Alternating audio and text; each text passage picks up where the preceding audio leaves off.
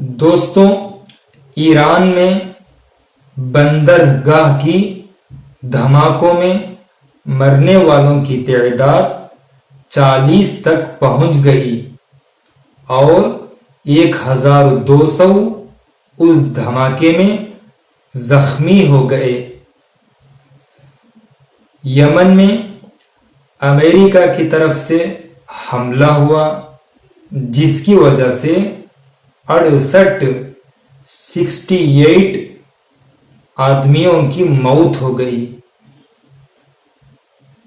اسرائیل غزہ کے اندر کھانے پینے کی چیزیں، دوائیں اور بھی دوسری ضرورتوں کو روکنے کی وجہ سے اب انٹرنیشنل کورٹ آف جسٹس میں اسرائیل کو اپنی زیادتی کا جواب دینے کے لیے، جواب سننے کے لیے تیاریاں شروع ہو گئی ہیں انٹرنیشنل کورٹ آف جسٹس میں۔